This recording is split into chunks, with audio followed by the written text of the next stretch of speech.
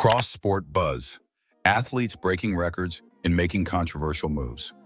The question is, what is it that causes an athlete to transition from one sport to another, both physically and figuratively?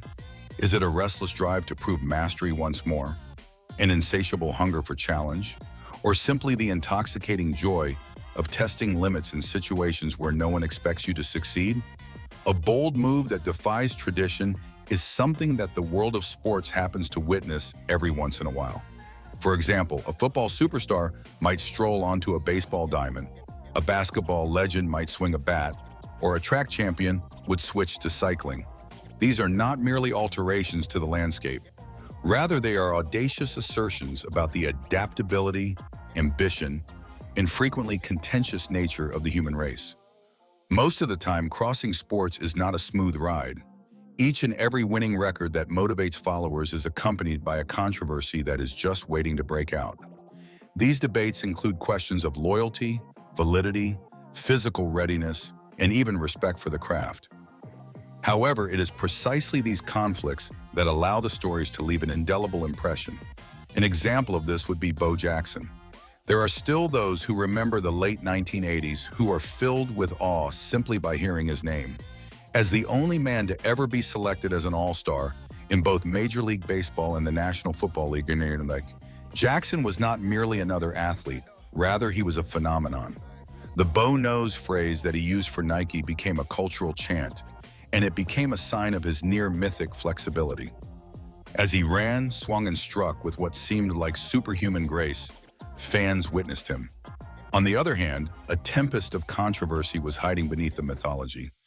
During the time when Jackson was competing in 2 professional sports seasons, his teammates questioned his dedication, and detractors questioned whether he was putting too much pressure on himself. And then there was the horrific hip injury that ended his career in the National Football League. A painful reminder that even legends are not immune to the hand of fate. Several years later, a court drama ensued, which was a case of extortion involving members of his family, which once again brought his name to the forefront of the news. The narrative of Jackson continues to be the ultimate what-if scenario. It is a depiction of power and possibility that is interwoven with the precariousness of ambition. Deion Sanders was the showman of crossover sports, if Michael Jackson was the legendary warrior of the athletic world. Primetime lived up to his nickname, dazzling in both baseball and football, with a charm that transformed games into theater. He was a spectacular player in both sports. Sanders remains the only individual to have ever participated in both the Super Bowl and the World Series, a feat that solidified his position as one of the most accomplished athletes in the history of multi-sport competition. On the other hand, questions never stopped following him. Was he devoting his absolute best effort to both sports, or was the show sometimes more important than the substance? Should we say that the continual focus and light of the media elevated his legacy, or did they distort it? Michael Jordan is another legend in the world of basketball, and his name alone is enough to inspire reverence. When Jordan was at the pinnacle of his NBA career, he surprised the world by abandoning basketball in order to pursue a career in baseball, a sport that was deeply connected to the memory of his father. The action was not only brave but also perplexing in its execution. In order to play for the Birmingham Barons, a minor league team affiliated with the Chicago White Sox, Jordan traded his sneakers for cleats and his arenas for fields located in tiny towns. His work ethic was indisputable, despite the fact that his performance was not very impressive. His batting average barely crossed .200.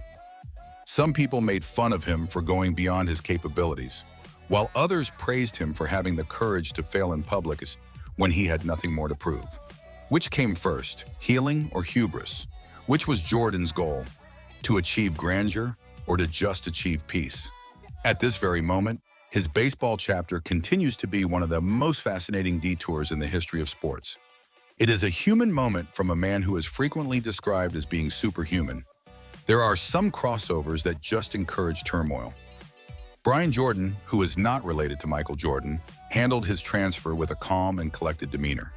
After beginning his career in the National Football League, NFL, as a safety, he made the transition to baseball and went on to play in the major leagues for a number of years. In contrast to his predecessors who were more flashy, Bryan announced his decision in a straightforward manner and remained committed to it, avoiding the controversy that would have resulted from split allegiances. Despite the fact that his story is not very dramatic, it does highlight an essential truth.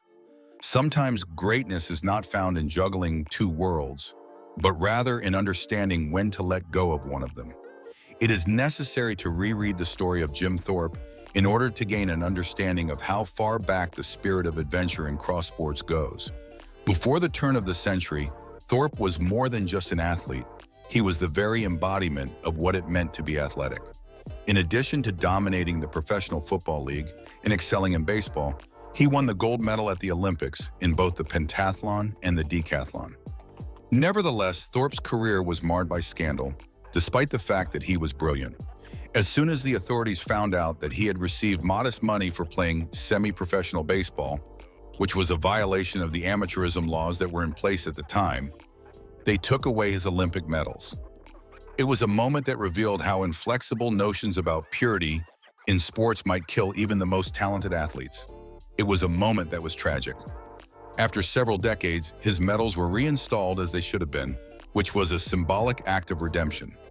The narrative of Thorpe serves to bring to our attention the fact that the distinction between amateur and professional, as well as between one sport and another, is frequently drawn by institutions rather than by the athletes who transcend them. It is not necessarily the case that cross-sport stories entail playing several games. Rather, they may also involve the sharing of ideas, technological advancements, and strategies. Over the past few years, innovations in competitive climbing, such as the Tomoa skip, which is borrowed from other climbing disciplines, have destroyed speed records and spurred passionate discussions about whether or not the sport is fair. In a similar vein, the invention of carbon fiber running shoes in the athletic world, which was adapted from aerospace engineering, has altered the times at which marathons are completed, while simultaneously raising doubts about whether or not they are still human achievements or technical ones.